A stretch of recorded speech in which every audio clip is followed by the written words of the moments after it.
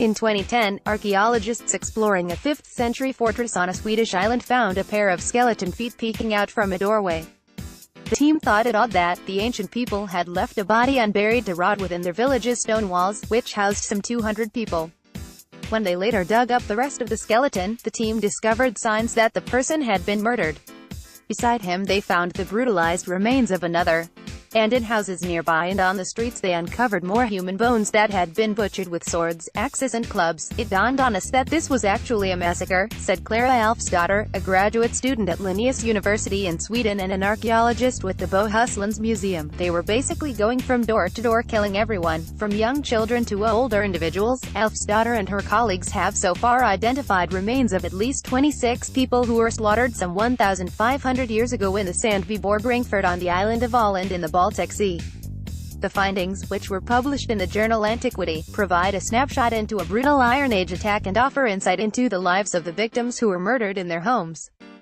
During their excavations, Alfsdotter and her team dug up several bashed-in skulls, a shoulder bone with a stab wound and a hip bone that had been severed from back to front.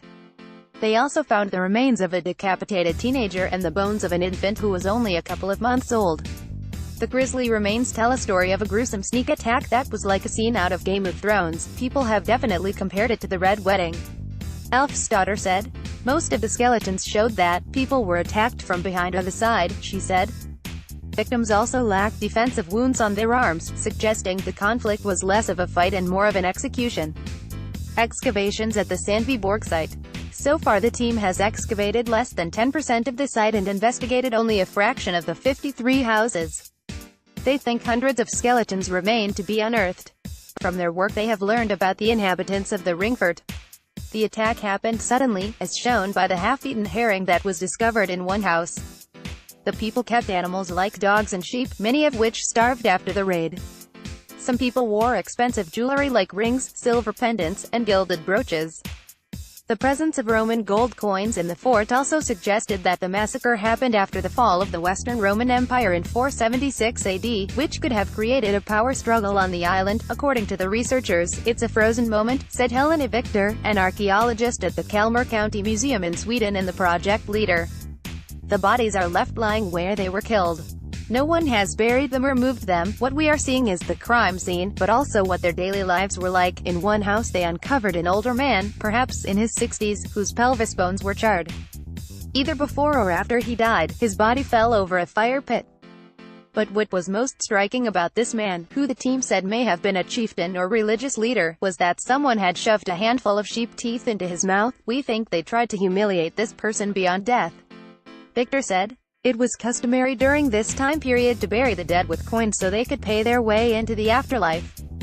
The deliberate placement of sheep teeth, Victor said, suggested the attackers wanted to thwart any chance the person had of making the passage.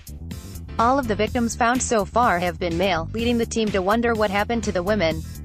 They know females were at the site because of the presence of babies and women's jewelry. The team thinks they will either find remains from women in future digs or that the attackers took the women from the site during the raid. Many questions are unanswered. Who are the attackers? How did they invade the fort? And why did they slaughter the villagers? The team suspects that the attackers came from a neighboring village on the island and were not outsiders or pirates because the coastal city's defenses, including an oval stone wall that was 13 feet tall, would have protected them from sieges begun by the sea. The archaeologists also surmise that the attackers were driven by politics and power, not mainly by robbery or plundering the village's riches. Left behind were bronze, silver and gold jewelry, and many Millefiori glass beads and Roman coins. I think the purpose was to show some other people what happens if you mess with this group, said Ludvig Papmel-Dufay, an archaeologist at the Kalmar County Museum and author on the paper. This was more of a terrorist attack in that sense. The use of massacre is a political tool. So how did the attackers get into the heavily fortified village? Papmel-Dufay believes it was an inside job. While the village slept, someone most likely opened the gate for their 100 or so assailants. As for why, he guesses it may have been done as retribution.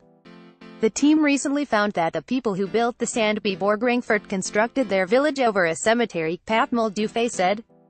He speculated that the attackers may have been angry that the cemetery was demolished and they chose to destroy the fort as payback. It's easy to feel sorry for the deceased and the killed people, but we have no idea what they had been doing, Papmel-Dufay said. This could be revenge for something.